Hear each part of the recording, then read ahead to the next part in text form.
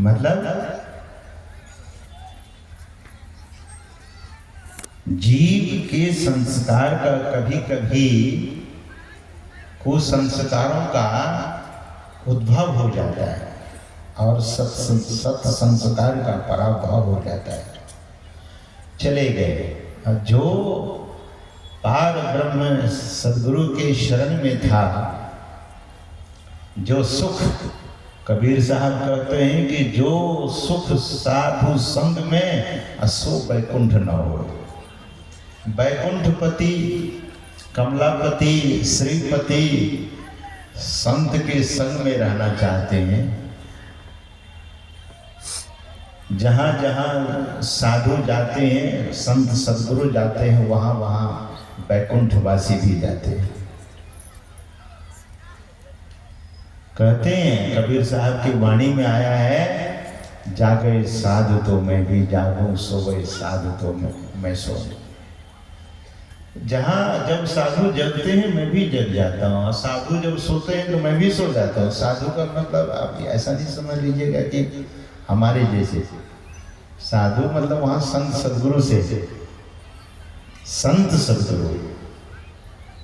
तो सज्जनों, संत सदगुरु के चरण धूल लेकर भगवान अपने गात पर यानी शरीर पर डालते हैं। तो ऐसा महापुरुष जिनके चरण धूल के लिए बैकुंठवासी भी तरसते रहते हैं। तो मैं निवेदन कर रहा था कि उस सत्संग में फूलचंद बाबा भी आए। गारस्थ जीवन में चले गए थे, बाल बच्चे हो गए, लेकिन गुरु महाराज के सानिध्य में जो वो सुख मिला था वो कहा। तो गुरु महाराज का नाम सुनकर के वे भी वहां गए। संत कभी भी अवगुण नहीं देखते। सूरदास जी महाराज कहते हैं कि एक पारस है, पारस, पारस पत्थर होता है ना, पारस पत्थर लोहा में भेद नहीं करता। बड़ा सुंदर उदाहरण संत सूरदास जी महाराज देते हैं कि एक लोहा पूजा में राखत, एक लोहा पूजा में राखत, एक बधिक घर पर, एक घर, एक बधिक घर। एक लोहा जो पूजा में रखा हुआ है और दूसरा बधिक के घर में है। दोनों लोहा को अगर पारस से स्पर्श करा दिया जाए, छुला दिया जाए, तो दोनों लोहा जो बधिक के घर में था और जो पूजा के घर में था, दोनों लोहा को अगर पारस से स्पर्श करा दिया जाए तो दोनों लोहा सोना हो जाता है। भेद नहीं करता है पारस।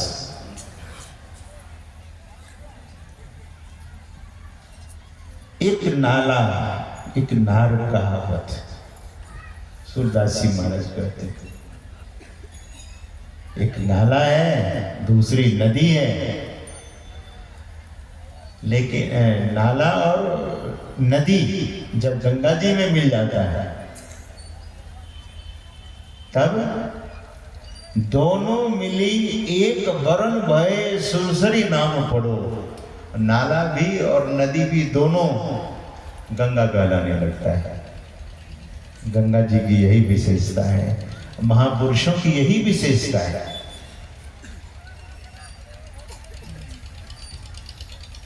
सज्जनों, समर्पण। तो फूलचंद बाबा जब वहां पहुंचे, गुरु महाराज को देखते थे, आंखों से आंसू बहता था। उनके अमृत उपदेश को सभी लोग सुने। सदगुरु महाराज जब प्रवचन समाप्त करते हैं, प्रवचन में विराम देते हैं, तो गुरु महाराज की मौज हो गई। सामने बैठे हुए फूलचंद बाबा से कहते हैं कि फूलचंद एक भजन गाओ। और हारमोनियम पर वे भजन गाते थे, तो हारमोनियम पर वे भजन शुरू करते हैं। और भजन जो शुरू करते हैं तो जैसे गुरु वंदना करते हैं वैसे आंखों में आंसू। आज बहुत दिन के बाद गुरु और शिष्य का मिलन हुआ है। फूलचंद बाबा को वो दिन याद आने लगे जब हमारा आदेश होता था तब भक्त लोग गुरु महाराज का दर्शन कर सकते थे। और आज मेरा जीवन कैसा है, वो दिन याद करके बहुत भीतर से दुखी होते थे। तो भजन गाने लगे, गुरु की वंदना करने लगे। और भजन गाते हैं तो गाने की गुरु महाराज के सानिध्य में रहकर उसने सीखा भी था। तो भजन जब गाने लगे शास्त्रीय धुन में, क्लासिकल, और शास्त्रीय धुन तो ऐसा है कि सज्जनों जब आदमी सुनता है तो ऐसे ही मगन हो जाता है। तब गाते गाते गाते गुरु मंत्र का जाप हारमोनियम पर ही करने लगे और पुकारने लगे गुरुदेव को। गुरु मंत्र का जाप जब करने लगे तो जितने सत्संगी बैठे थे, जितने बैठिए, आप इतना इशारा करते हैं, बैठिए, जितने सत्संगी थे सब गुरु मंत्र का जाप करने लगे। और गुरु महाराज मौज में आए, जो शरीर पर दुशाला गुरु महाराज ओढ़े हुए थे, उठाकर उनके शरीर पर फेंक देते हैं और कहते हैं कि फूलचंद मांगो, आज क्या मांगते हो, जो मांगोगे वही दूंगा। आज क्या मांगते हो तुम, जो मांगोगे वही दूंगा। और सज्जनों,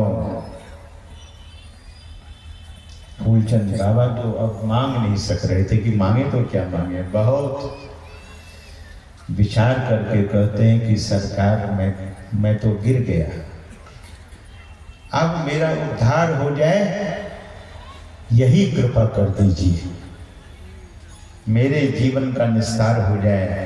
तो सदगुरु महाराज ने कहा कि मैं देखता हूं अब इस जन्म में तो नहीं, लेकिन अगले जन्म में फूलचंद तुम मुक्त होगे, तुम मुक्त होगे, तुम मुक्त होगे। 3 बार गुरु महाराज ऐसा बोलते, मुक्त हो जाओगे। महापुरुष पहले जब श्राप देते थे तो 3 बार बोलते थे, और आशीर्वाद देते थे तो 3 बार बोलते थे, तब वो पक्का हो गया। अब हम इस प्रसंग को एक बार सुनाए, एक सत्संगी आ गया और बोले कि आप आशीर्वाद दीजिए तो 3 बार दीजिए। हम बोले ये तो हम ही को आप आशीर्वाद का पात्र हुआ जाता है और आशीर्वाद तो मिलता ही है। तो सज्जनों, गुरु की महिमा बहुत है, इतनी महिमा है, इतनी महिमा है कि भगवान श्री कृष्ण, देखिए गुरु कैसी कृपा करते हैं। भगवान श्री कृष्ण दुर्वासा ऋषि के प्रसाद को ग्रहण करते हैं। कभी कभी लोग कहते हैं कि महात्मा छोटे, भगवान बड़े।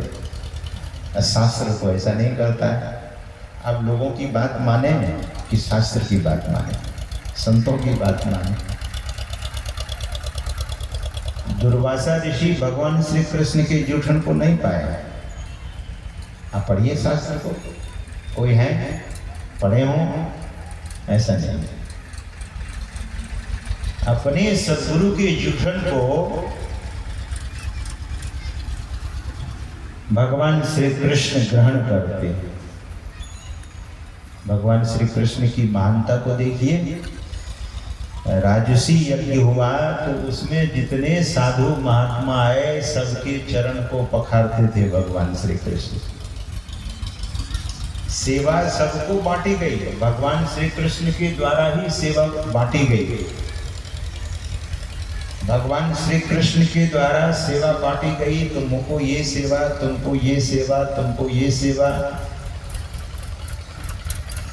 तो भीम बड़े मखौलिए थे, कभी कभी मखौल करते थे।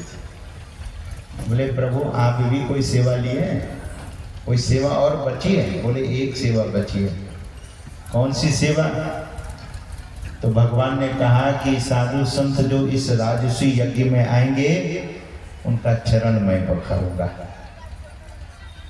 वे जो भोजन करेंगे उसका, उन महापुरुषों का जूठन पत्तल मैं उठाऊंगा, जूठी पत्तल। और बोले उन महापुरुषों का हाथ मैं ही धुलवाऊंगा। बड़ी विचित्र बात है, परोसने की बात नहीं, परोसा नहीं करते भगवान। बोले मैं जूठी पत्तल उठाऊंगा। अच्छा, जूठी पत्तल भी उठाना है, उधर महात्मा को हाथ भी धुलवाना है, कैसे संभव? तो वहीं पर भगवान फिर अपना थोड़ा सा विराट रूप ले लेते हैं, लोगों को पता ही नहीं। लेकिन भीष्म पितामह एक कोने से देख रहे थे, हाथ उधर हाथ भी धुलवा रहे हैं और दूसरे रूप से जूठन पत्तल भी उठा रहे हैं। जो साधु संतों के जूठन उठाने में, हम लोगों के संत मत में सेवा का अभाव है। हमको एक बड़े विद्वान पुरुष ने अभी एक मैसेज किया कि संत मत में सेवा का बड़ा अभाव है। हम सेवा लेते तो हैं लेकिन सेवा देते नहीं। अब बहुत पुरानी बात है, एक बात मैं बता देता हूँ, सज्जन का मैं नाम नहीं लूँगा। मनियारपुर में, महर्षि में ही धाम मनियारपुर में एक सज्जन गए, ध्यानाभ्यास चल रहा था। पूज्यपाद महर्षि शाही स्वामी जी महाराज के सानिध्य में वह ध्यानाभ्यास हो रहा था। तो कुछ लोग भोजन करके अपना पत्तल छोड़ दिया, अपनी थाली छोड़ दी। पूज्यपाद भी पंगत में बैठे हुए थे, बहुत साधक लोग अपनी अपनी थाली उठा लेते हैं। कुछ दो लोग थे अपनी थाली छोड़ देते। एक सेवक ने जाकर कहा कि अपनी थाली उठा लेते तो अच्छा होता। बोले हमको नहीं पहचानते आप, हम इतने बड़े घर के लोग हैं, थाली उठाएंगे? थाली उठाएंगे हम यहाँ पर? हम तो मेहमान हो गए ना गुरु महाराज के। गुरु के घर में मेहमान बनिएगा तब क्या होगा? गुरु के घर में कोई मेहमान बनने के लिए आया हो, हमारे मेहमान तो वो यमराज के ये मेहमान हो जाएंगे। तो जो जगतपति हैं, त्रैलोकपति हैं, वे साधु संतों की जूठन को उठाते हैं सज्जनों, और अपने सद्गुरु का जूठन खाते हैं। रुक्मिणी से भगवान श्री कृष्ण ने कहा था कि गुरुदेव का आदेश हुआ है कि खीर हम खाएंगे। तो खीर जब खाने लगे तो हमारे गुरु बड़े हरफन मौला महापुरुष हैं, और खाएंगे तो क्या पता पत्ते भी सब खा जाए। तो कह देना कि उनका शिष्य उनके जूठन की चाहना कर रहे हैं, इसलिए वो थोड़ा छोड़ देते। दुर्वासा ऋषि भी तो कोई साधारण महापुरुष नहीं थे। भगवान कृष्ण रुक्मिणी को उधर अंतपुर में बता रहे थे और दुर्वासा ऋषि इधर सब सुन रहे थे। यही तो है अंतर्यामी। सद्गुरु सुख के सागर, शुभ गुण आगर, ज्ञान उजागर हैं। अंतर पथ दामी, अति निहकामी, अंतर्यामी। सद्गुरु knows each and everything. Whatever we are thinking, whatever we are working, whatever we are doing, he knows everything. शिष्य सोचता है कि गुरु महाराज नहीं जानते होंगे। सजोबाई तो स्पष्ट कहती हैं, मन की सब जाने गुरु, कहा छिपावे अंध। मन की हर बात को सद्गुरु जानते हैं। जब दुर्वासा ऋषि को माता रुक्मणी खिलाने लगी, खीर खिलाने लगी, तो बहुत जल्दी जल्दी खाने लगे। रुक्मणी माता कहती है, पूछती है कि गुरुदेव बहुत भूख लग गई है। बोले पूछो मत, मैं रास्ते से आया हूँ, कहीं कुछ नहीं खाया हूँ, भूख बहुत जोर की लगी है। और कहते कहते सब चट कर गए। तब माता रुक्मिणी और खीर देती है, प्रार्थना करती है कि थोड़ा खीर अपने शिष्य के लिए जरूर रख दीजिएगा। तो दुर्वासा ऋषि कहते हैं कि हाँ, मेरे जूठन को तो वे ग्रहण करेंगे ही, इस जूठन से उनके शरीर को तुम पोत देना, लिख देना। तो रुक्मिणी जी ने भगवान से कहा कि गुरुदेव का ये आदेश हुआ है, ग्रहण जो करना कीजिए, उसके बाद आपके शरीर में पूरा खीर हम लगा देंगे। तब भगवान के पूरे शरीर में खीर लगा दिया गया और गुरु का प्रसाद चरण में नहीं लगाया कि गुरु का प्रसाद है, चरण में कैसे। ध्यान दीजिए, दीक्षा बहुत लोग लिए होंगे इसमें, मैं समझता हूँ बहुत लोग लिए होंगे, बहुत लोग नहीं भी लिए होंगे। ये जो पुष्प अर्पण करते हैं ना, हम लोग घर में जाते हैं तो लोग पुष्प तोड़ करके बिखेर देते हैं, ये दोषपूर्ण बात है। पुष्प को तोड़िए मत, महापुरुषों के सिर पर चढ़ाइए, हाथ में दीजिए या रखिए तो बढ़िया से रख दीजिए। चढ़ने के बाद ये माला निर्माल्य हो जाता है। शास्त्र को, उसमें शास्त्र की बात कह रहा हूं, ये माला निर्माल्य हो जाता है। अब इसमें अगर पैर लगता है किसी का तो उसका पुण्य नष्ट होता है, लेकिन लोग परवाह नहीं करते। अगर फूल ही घर में सजाना है तो साबुत फूल को सजाइए, बगल में सजाइए, बीच में रास्ता रखिए जाने आने का।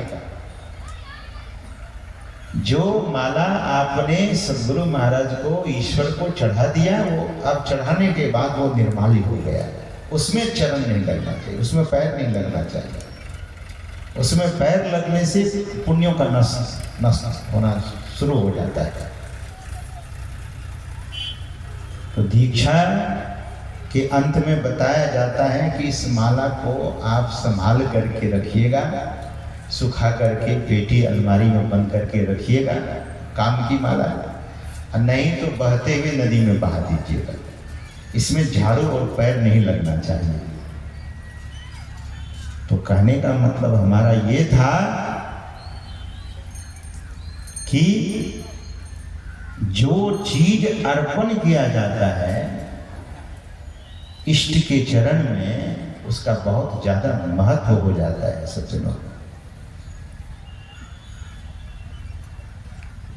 तो हम सबों को चाहिए एक सम्मान की भावना। हमारे भाव जितने अच्छे होंगे, जितने उत्तम होंगे, जितने पवित्र भाव होंगे, उतने रूप में हम आपके पास पुण्य फलित होगा, जीवन सुखदायी होगा और साधना में भी हम सबों की उन्नति होगी। तो महापुरुष कहते हैं जीवन को पवित्र बनाइए, जीवन को धन्य कीजिए और जीवन में कभी भी भूल नहीं हो, इसकी सतर्कता होनी चाहिए, इसकी सावधानी होनी चाहिए। जिस व्यक्ति के जीवन में सावधानी नहीं है, जिस व्यक्ति के जीवन में सतर्कता नहीं है, तो उससे भूल होती चली जाएगी और भूल होती जाएगी तो साधना में फिर सिद्धि नहीं होगी, और साधना सिद्ध नहीं हुआ तो फिर फायदा क्या हुआ। पढ़ाई तो किया लेकिन फेल ही होते रहे, पास कभी नहीं किया, तो कैसी पढ़ाई पढ़ी वो वे सज्जन जानेंगे। तो महापुरुष कहते हैं कि अपने जीवन में सतर्कता भी होनी चाहिए, सावधानी भी होनी चाहिए और जीवन में विनम्रता भी होनी चाहिए। जीवन हम आप ऐसे महापुरुष को समर्पण कर दें। भगवान श्री कृष्ण को जब वो जूठन प्रसाद उनके चरण में नहीं लगाया गया तो पूरा शरीर तो भगवान का वज्र हो गया, लेकिन चरण तो वैसे कोमल के कोमल रह गया। व्याधा वही बाण मारता है। वैसे हमने सुना है, भागवत में इस चीज का वर्णन आया है कि जब बाण छोड़ा गया तो बाण भगवान के चरण में लगा ही नहीं, भगवान की परिक्रमा करने लगा। अब जो कालों के काल महाकाल हैं और उनको एक छोटा सा बाण क्या करेगा। गुरु महाराज के प्रवचन में आया है कि महाभारत के युद्ध में जितना बड़े से बड़े बाण, छोटे से छोटे बाण भगवान श्री कृष्ण को लगता था तो वैसे ही समा जाता था जैसे समुद्र में कोई बाण फेंके। गुरु महाराज ने कहा कि भगवान श्री कृष्ण के शरीर में बाण जैसे समुद्र में बाण फेंके समा जाता है, उसी तरह से शरीर में बाण समा जाता था। तो वो बाण, एक व्याधा का बाण भगवान का शरीर कैसे छुड़ा दिया? क्योंकि भगवान कहते हैं कि जैसा कर्म करोगे वो आपको भी, हम देखो जगतपति हैं, त्रिलोकपति हैं, फिर भी हमको वही व्याधा, कौन? बाली व्याधा बना। तो बाण घूमने लगा, भगवान की परिक्रमा करने लगा कि अब प्रभु हम आपके चरण में लगे कि नहीं लगे। तो भगवान ने कहा कि देखो तुम तो हमारे कहीं नहीं लग रहे हो, कहीं से नहीं लग रहे हो, चरण में आना चाहते हो तो आ जाओ। तो भगवान जैसे ही आज्ञा करते हैं कि चरण में तुम आना चाहते हो तो आ जाओ, और भगवान को बाण लगते ही भगवान स्वधाम को चले गए। कहने का मतलब गुरु का प्रसाद कैसा है? गुरु के प्रसाद बुद्धि उत्तम दशा को कहे। हम आपकी बुद्धि उत्तम दशा की ओर, साढ़े 10 हमें बताइए। बोलिए श्री सद्गुरु महाराज की जय। तो गुरु का प्रसाद ऐसा है सज्जनों, समय अधिक हो गया है तो उत्तम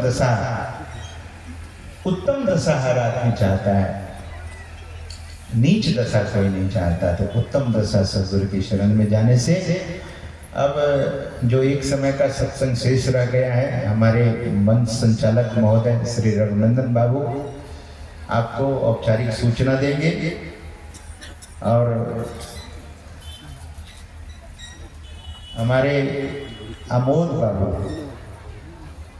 यहाँ पधारे हैं। महर्षि गुरु में ही सेवा धाम में सबसे पहले इन्होंने ईंट दी थी, और ऐसे गिन करके नहीं, बोले जितनी ईंट है सब ले जाइए।